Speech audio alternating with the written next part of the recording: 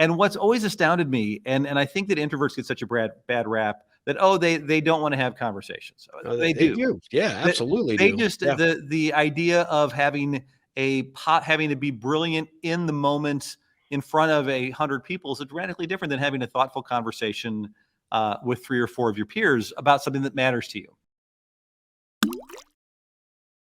One of the great things I get to do as the host of the Ripple Effect podcast is I get to interview some amazing ripplers. Matthew Homann is one of those guys. He is an incredible entrepreneur. He owns a company called The Filament, which is taking meetings to a completely new level, helping spur creativity and drive innovation through different approaches to bringing people together to communicate, collaborate, and brainstorm and ripple in a lot of ways. And he also is the inventor of this thing called Thinksgiving, like Thinksgiving. And it's a really amazing event where he actually brings nonprofits together in St. Louis, and he brings the outward business community with some of the most innovative and creative, organizations and individuals from those organizations together to help those nonprofits, with a project or a brainstorm or just to get some outsider perspective. And he does this thing once a year, which has been amazing. Can't wait for you to learn about what that is about and hear his story and his background. He's an incredibly interesting guy, just a heart-centered individual that I have just appreciated getting to know. He and I've never actually met face-to-face. We've always done this through the good old phone, and we've always been there to support one another. And I am so grateful for his friendship, and I can't wait for you to meet him. He's an amazing rippler. So with no further ado, let's dive in and get to know Matthew Homann.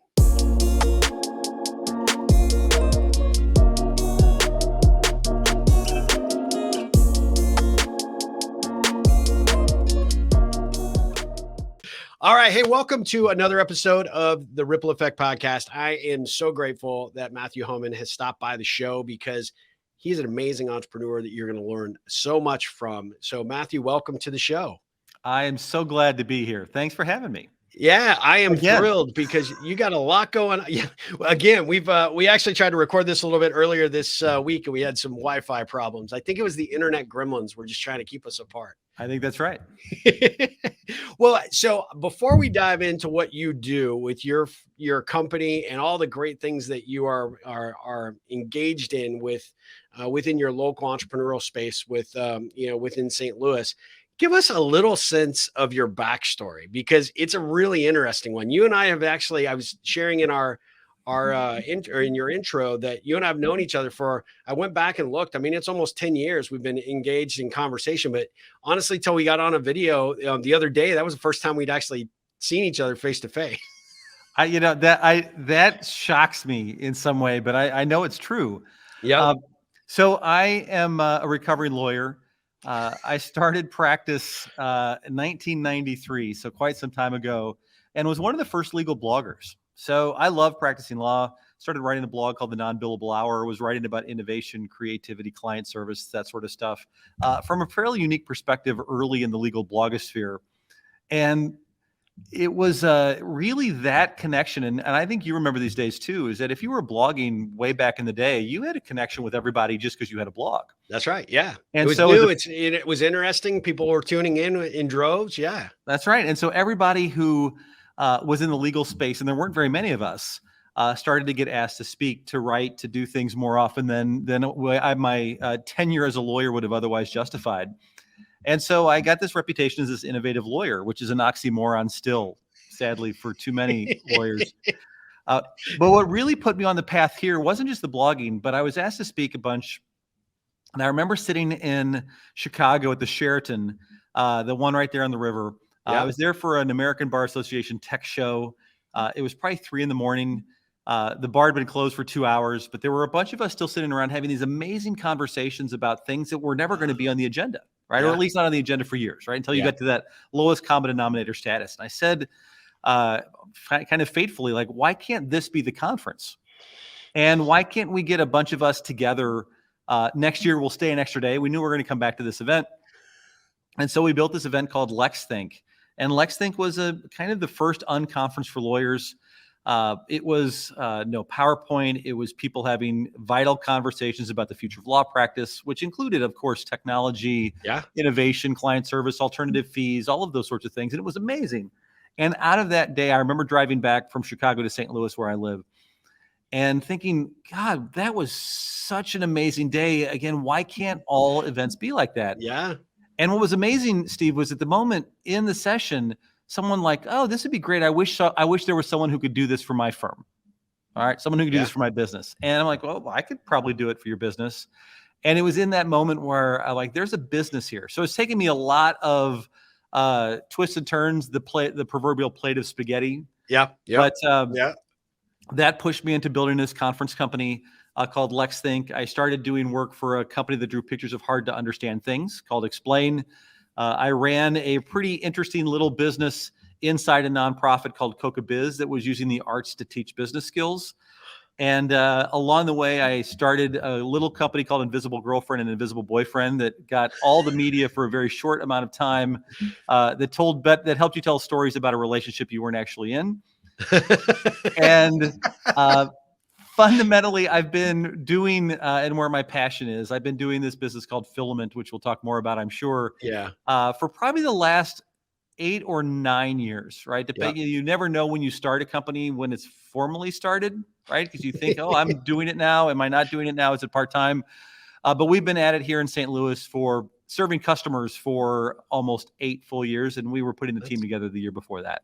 That's awesome. Well, I appreciate that backstory. When you and I first met, it was over LexThink, right? I actually had a client at the time that was a law firm I was doing some coaching with, and I had the lead attorney at the time say, "Hey, do you know anything about this?" And I'm like, "No, it's really interesting." And I think initially I just was curious what you were doing, and he was thinking about, I think at the time, like maybe trying to go to the next one. He had seen a write up in one of the the legal publications that he tuned into, and everybody was talking about how innovative it was. And I think the reason that you and I connected so well early on was we both recognized that, that unconference formula was something that I definitely had an interest in. I think at the time, and correct me if I'm wrong, but I think the jelly co-working kind of collaborative events that were happening at the time were starting to bubble up. But, the common thing was, to create innovative and creative conversations, you got to be able to get people to communicate and to talk and to connect, right? Which is right up my alley. And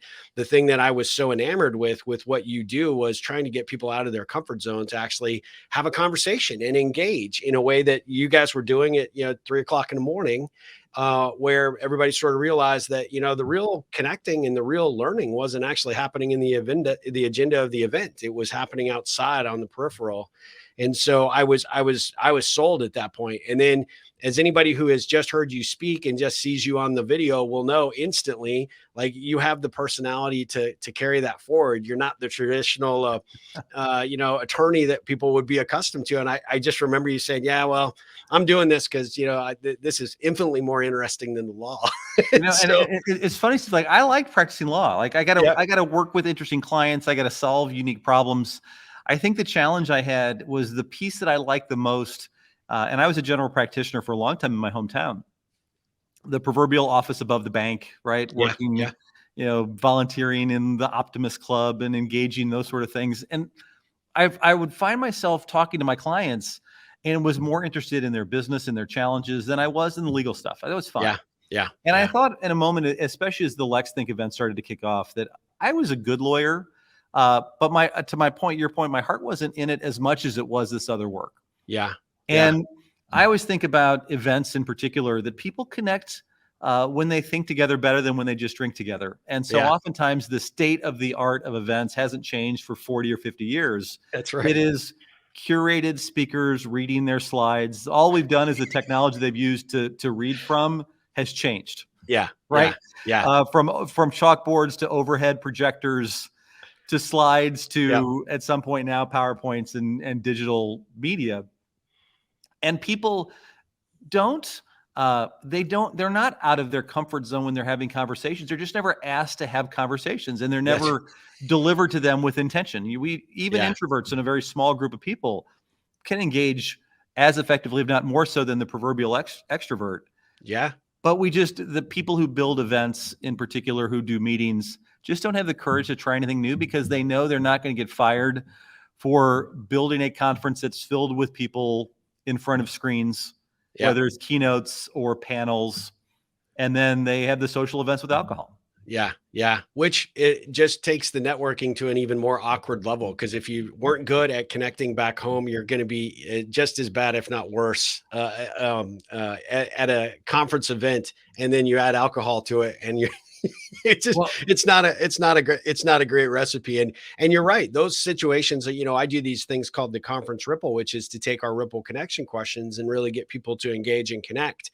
And you can do it in a short period of time if you've got a little bit of creativity and experience there, and people are willing to step a little bit outside their comfort zone to do it. But it's amazing because, connecting with other people is one of the top 5 reasons people go to these events. And yet you have the organizers that are, just doing the same old BS that they've always done. And people walk away and go, well, that was, yeah, I mean, I had some hors d'oeuvres and some, nice drinks, but I didn't really have any meaningful conversations. And the meaningful conversations is where the magic is. Well, I'd submit that even talking about conferences writ large, is that there once was a reason to go. It was the only place to have curated conversations. Yes. I would say curated content delivered to you by experts before it became common knowledge.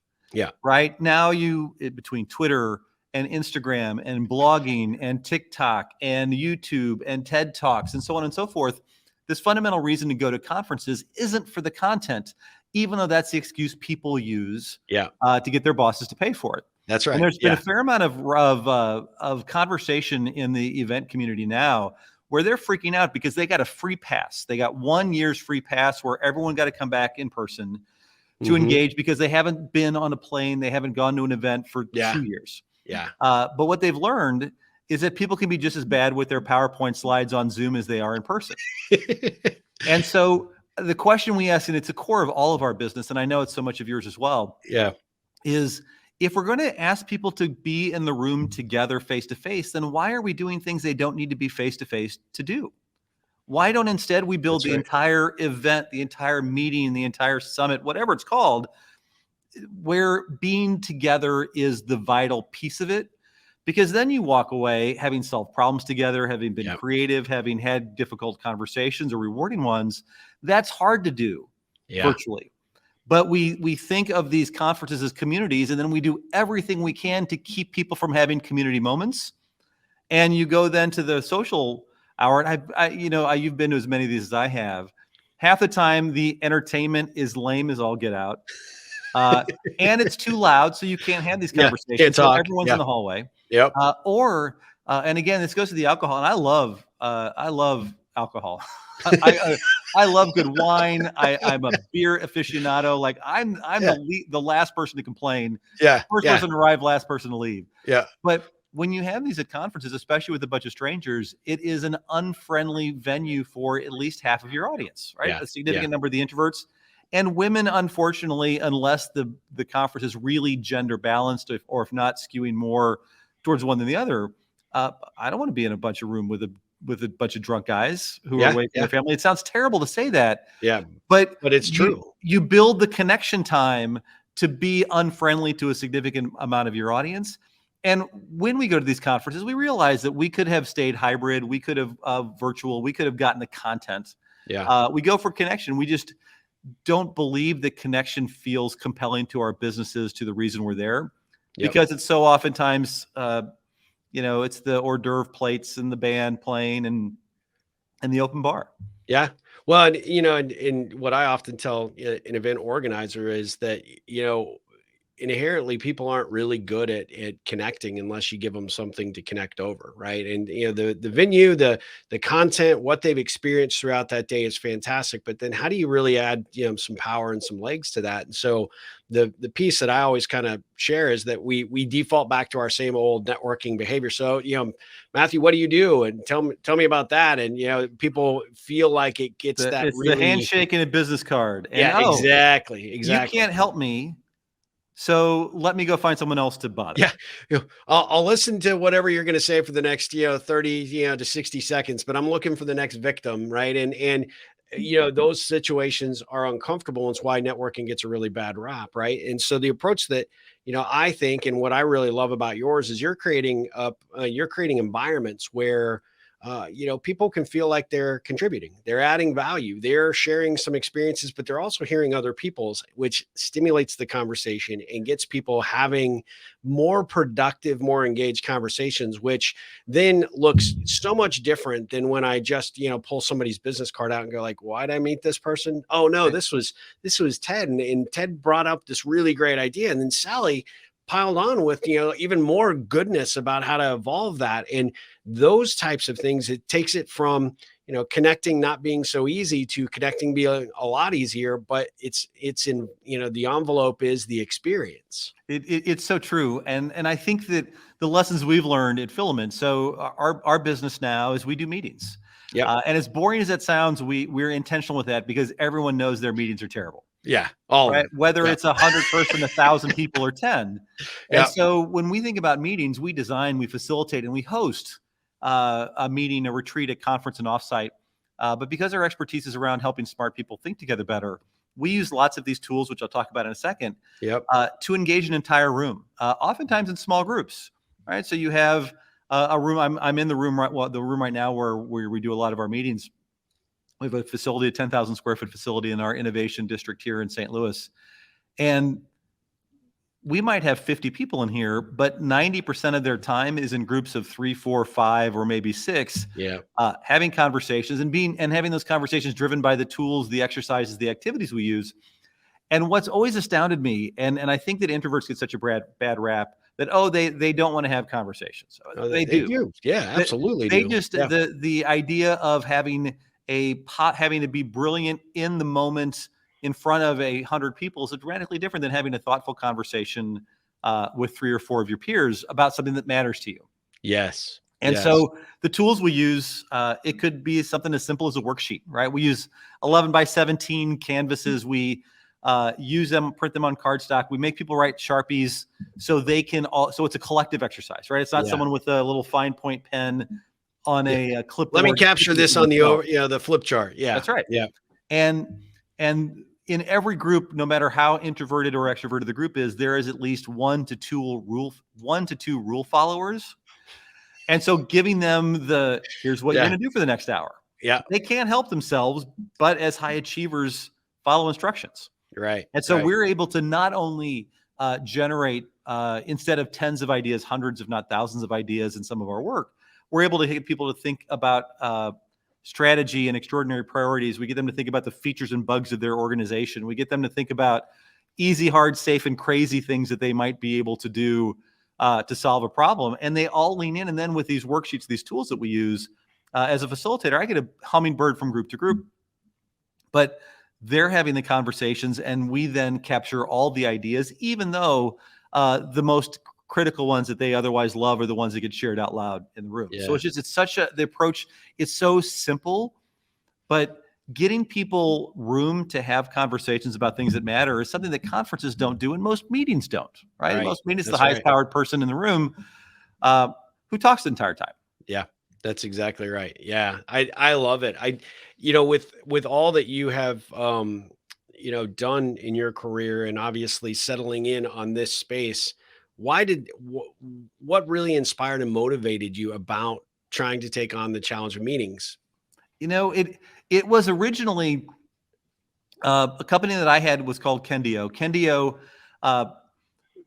built visual stories for people, right? Drawing. Yep. We would always draw live in the room. We don't use any PowerPoint here at Filament. That's something that came out of our work at Kendio. And so we would see in the room that when you were drawing, when you were engaging, even if it was in service of capturing their strategy that they'd already built, the room changed, right? People were transformed because they were thinking about it in different ways. That's and awesome. So where I begged, borrowed, stole, or invented the approaches that we use, and it's probably a mix of all of those, I started to realize that where we were delivering our most value wasn't the artifact at the end of the day. It was the facilitated meeting to get to that artifact. Yeah. And so now what really drives us, and our team thinks about this a lot, is that work happens in meetings. I mean, think about it. It's where culture is built. It's where decisions are made or not made. It's where teams connect. It's where we waste a significant amount of our days.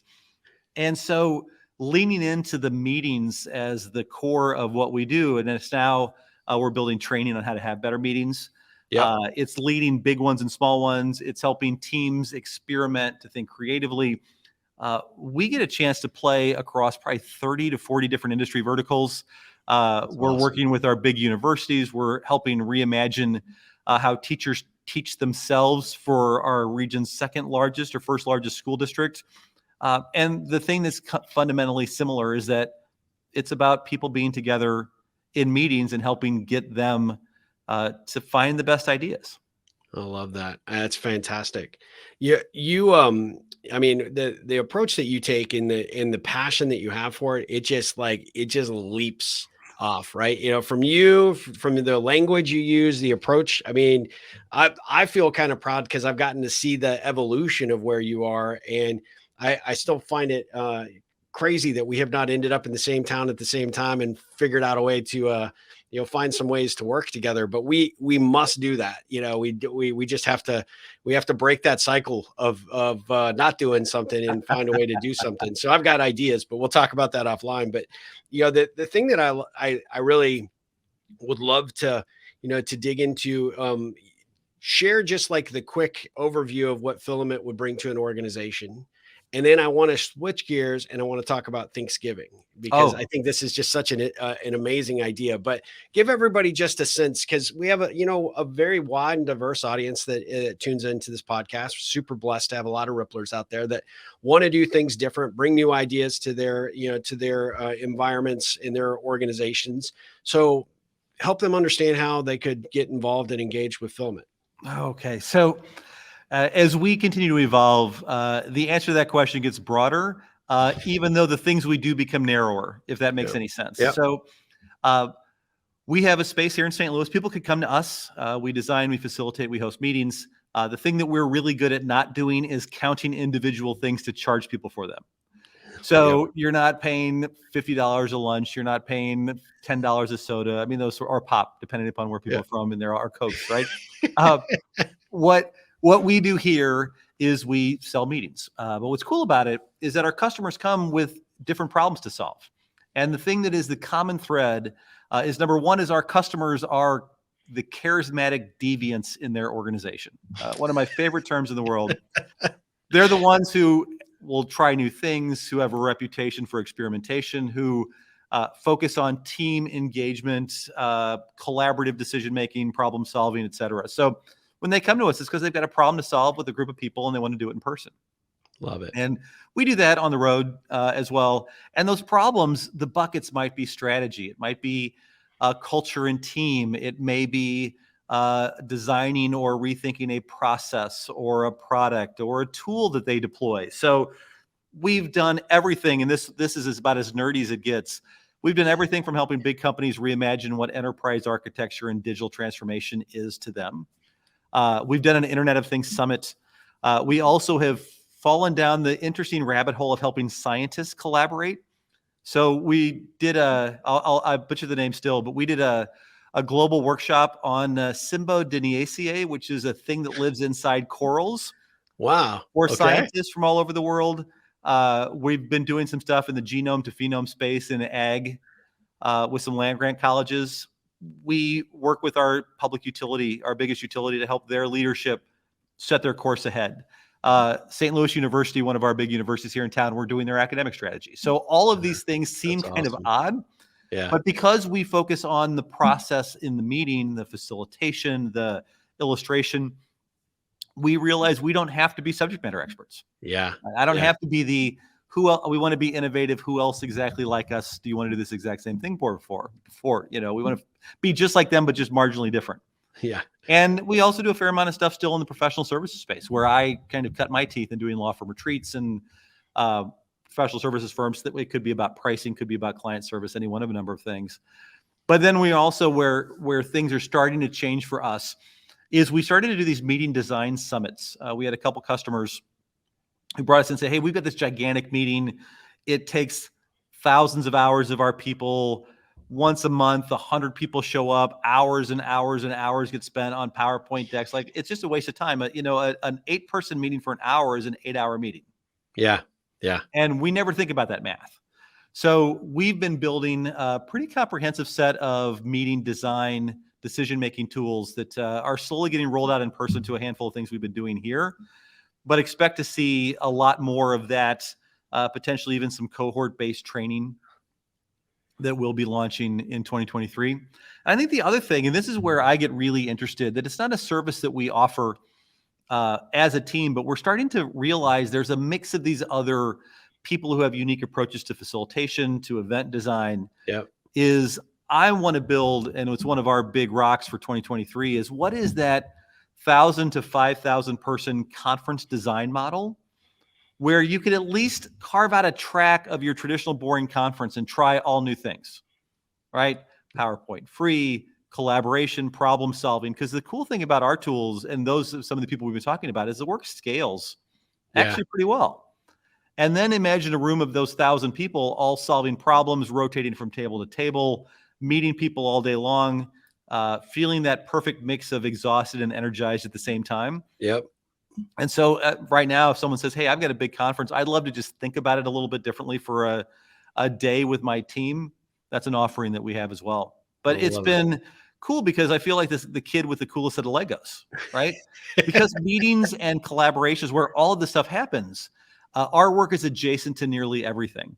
And what energizes me is the same thing I know that energizes you, Steve, is that when we talk about being in rooms of smart people thinking together better, there's nothing cooler than realizing you're the lowest paid person in the room. They're making billion-dollar decisions. Yeah. And your insight, not because you're smart on your own, but because you've stolen these ideas from every other client who's had a similar challenge. And everyone's broken in the same ways. Yeah. Right? Even though they think they're broken in completely unique and different ways. The value you can add to those conversations and the insight that you then gain to pay it forward is just really, really cool.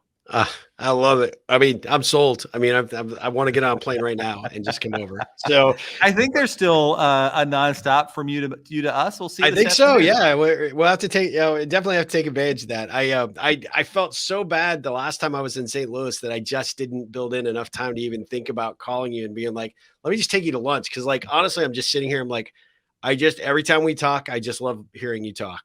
The kid with the coolest set of logos is like, you should have that on a t-shirt. I think.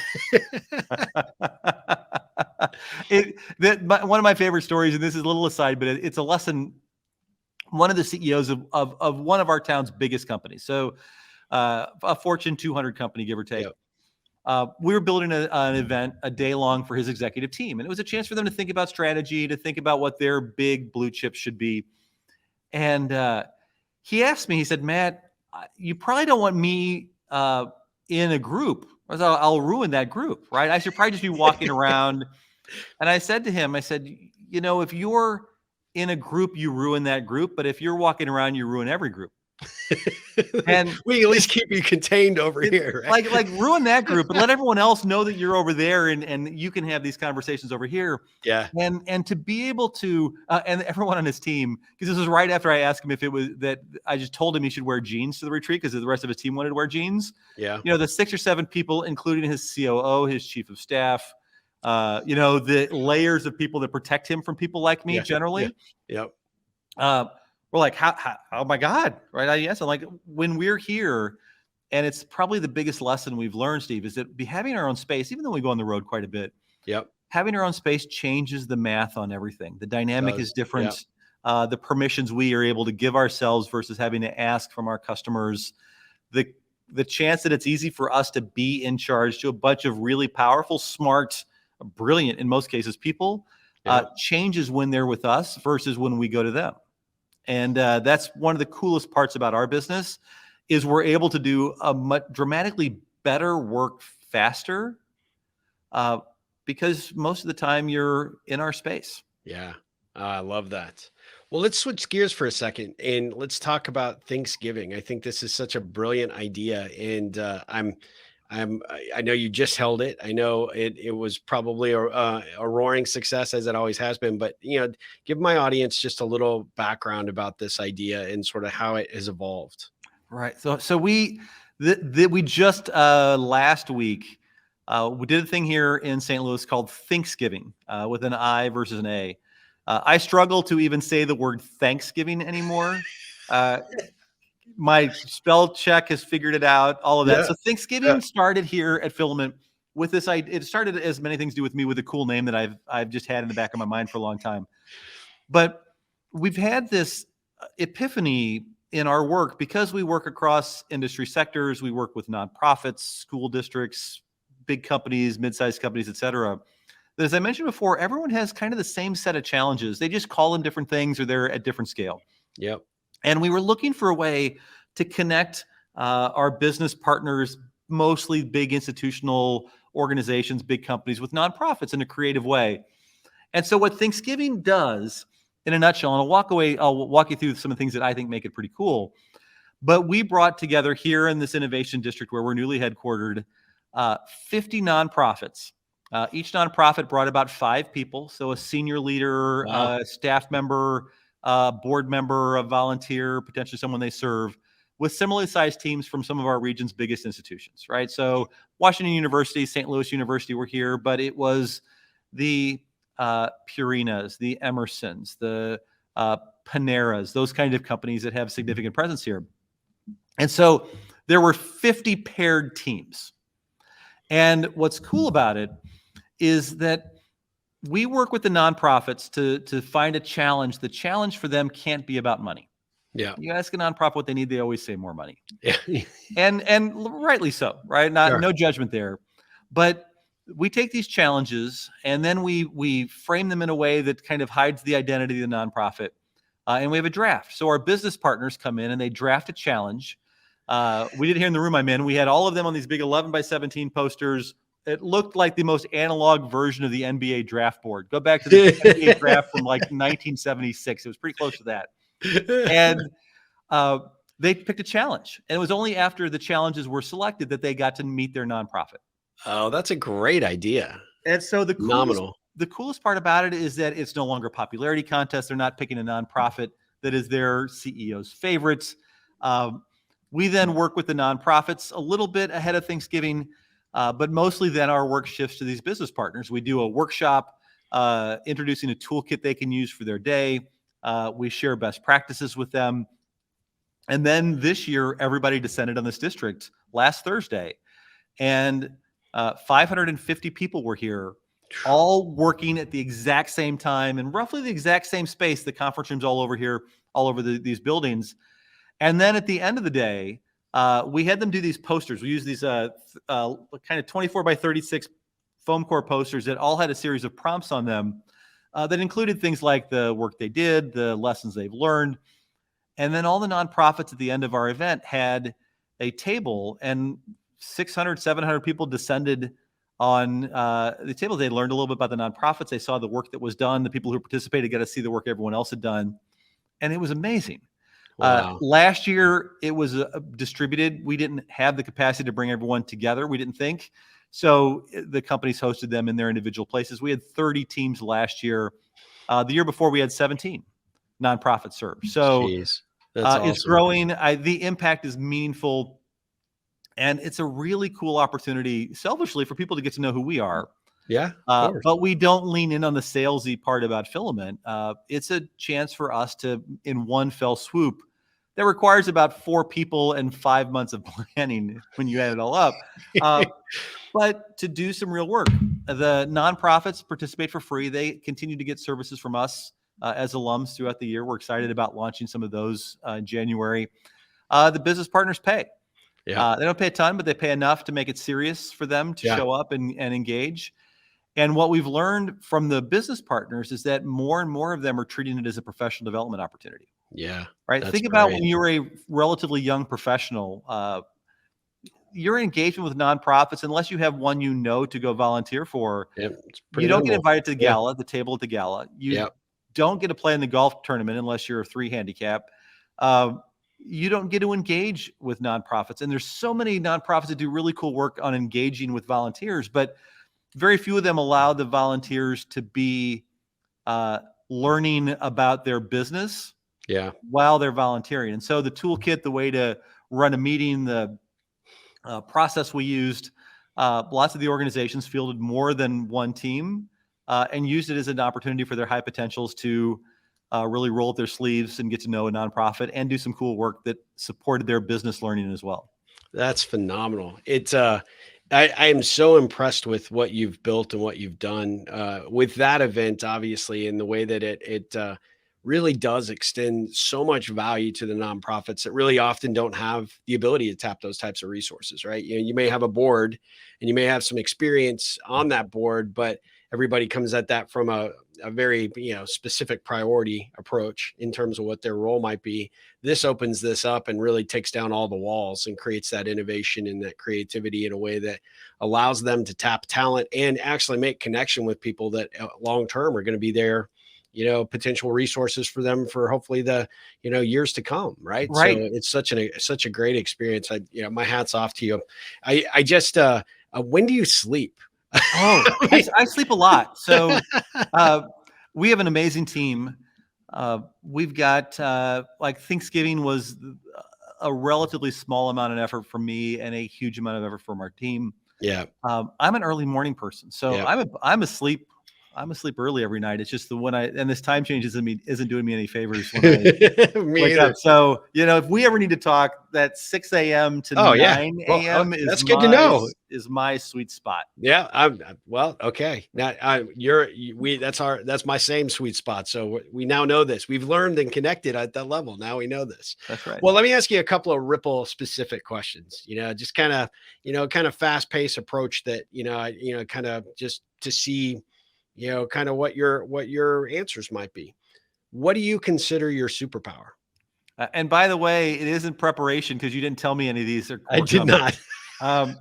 And I'm thinking now I need to maybe ask more difficult ones because you're so freaking smart. So, but that is a difficult one. I think my superpower, and it took me a long time to figure this out, was I'm a good listener and synthesizer. Right. So in the front of the room, I get a chance to take all these disparate bits of information and insight that we hear either during the day or things I've learned before and put them together and assemble them in sometimes fairly unique ways. I didn't think this was a superpower early on. I call it my idea surplus disorder. I know you've heard that term from me before. Yeah, I have. I love that. But I'm glad you raised it. It's something that has really, it really serves me here. It would not serve me in almost any other career. It would most likely, and has in the past, gotten me fired. So that would be it for me, I think. I like that. What is the best thing a client or colleague could say about you? That we change their business or change their outlook on a particular idea or an issue in a way that felt like we didn't do any work at all. Yeah. Right. One of the things about facilitation, Steve, and I don't know always how to frame it, but I try and tee it up with our customers, is that if at the end of the day this felt incredibly easy and that you didn't think you needed us, that's when we've done our best work. And we have online, and we're about to launch our new website. We have all of our testimonials. Every handwritten testimonial we've gotten is online, good, bad, and otherwise. Love it. And I've been pulling a bunch of those. We got 500 and some odd testimonials from Thinksgiving. Again, we make people fill it out in a form and ask them and kind of stare at them until they're done. So we get a lot more than we would in an online survey. Yep. But it's reading things like that it was fun. It was engaging. We got work done. But I will say this may not be a compliment, but like the best feedback we ever got on a forum was because we get a lot of, I was looking forward to this and it was great. You didn't diminish my expectations. Our approach is unique enough that we really do good work here and people are surprised. But it was, I know exactly who it was from. We were doing this retreat for a large nonprofit that does housing here in St. Louis. And they brought everybody. So 70, 80 people, including their construction guys, right? The guys, the custodians, the construction guys who are grumbly, sitting around, looking down with their arms crossed, wondering why the hell they weren't doing their work outside and stuck in this meeting all day. Yeah. And one of them gave us this testimonial. It said, I thought it would be terrible and it was okay. And I realized that we moved him from a 1 to a 7.5 or an 8. That's a super win right there. Yeah. It's easy to move people from an 8 to a 10 or from a 9 to a 10. Yeah. But to get that guy to go, I thought it would be terrible and it was okay. And it took every fiber of his being to compliment us in any way because he was just a grumpy guy. Yeah. Though, Yeah. even with him, he became my canary in the coal mine. He was the Yeah. one I was wandering, looking around, and he was engaged. Right. I And I love it. think he was elevated in the room because he had people who were asking for his opinions, engaging him. I made him be one of the team leads for one of the breakout sessions because we mix people up from again Yeah. and again.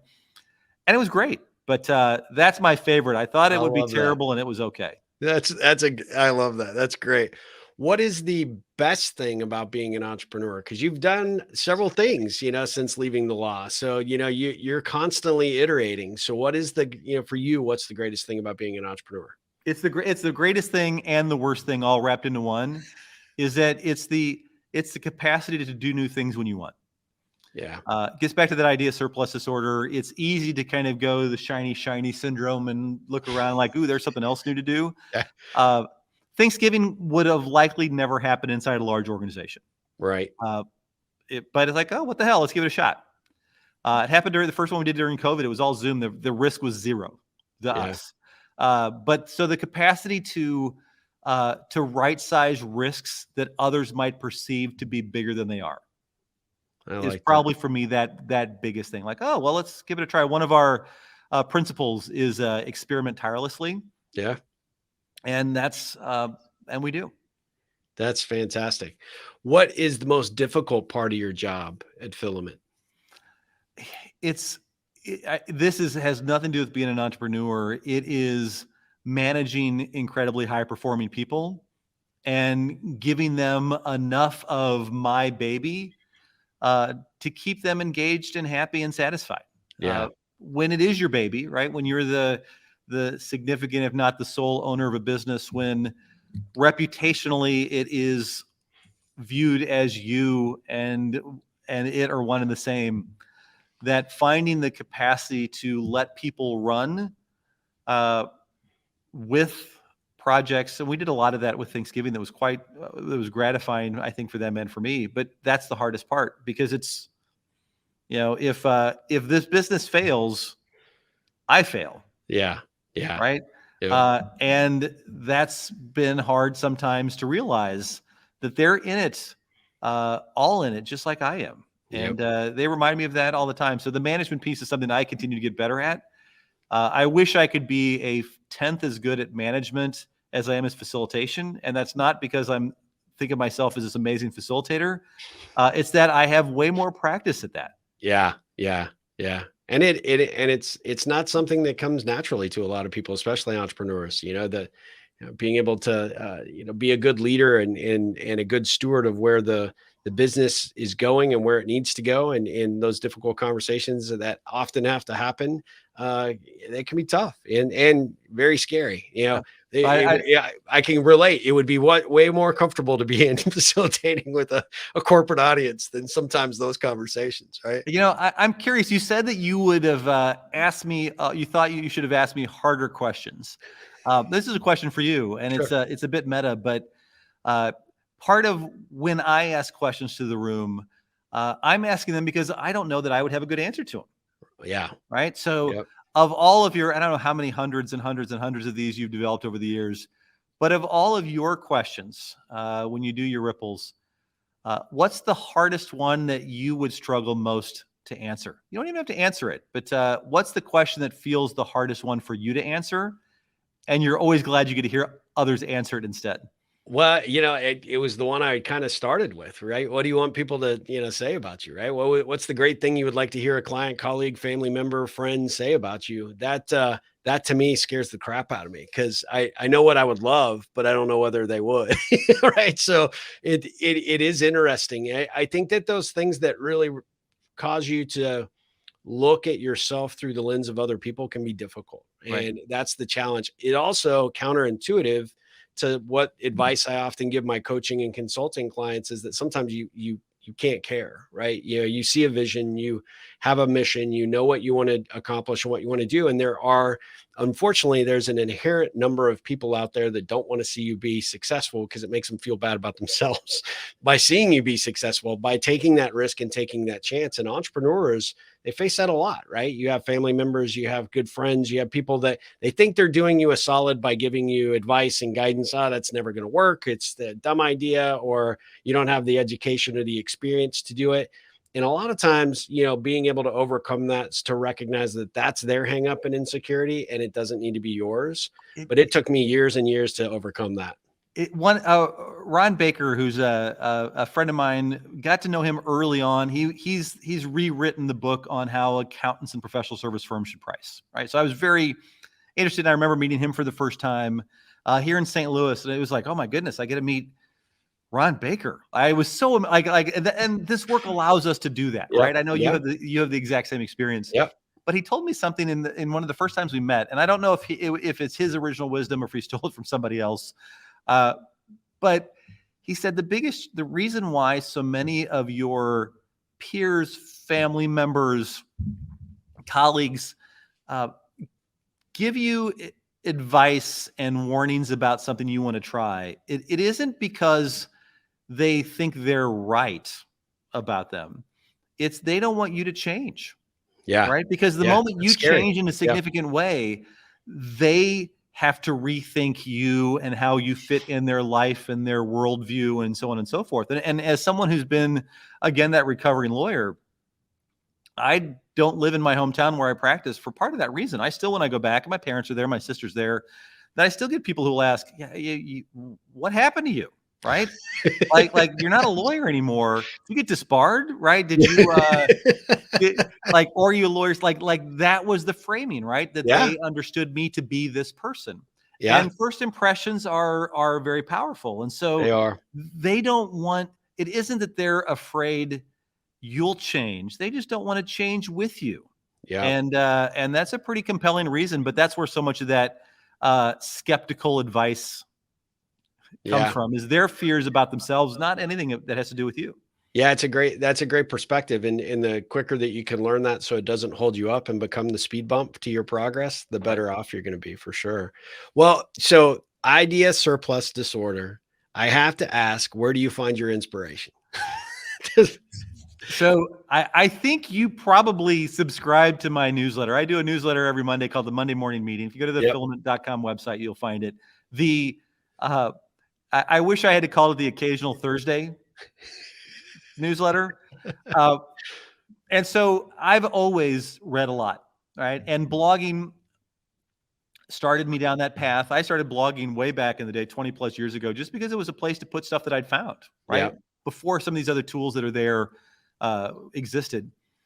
So my inspiration comes from three main spaces. One, it comes from our clients, right? I get to be in rooms of smart people solving problems. I know I've said that a couple times, but I get to hear really great insights from multiple industry sectors, from people solving different challenges in creative ways. That part for me is amazing.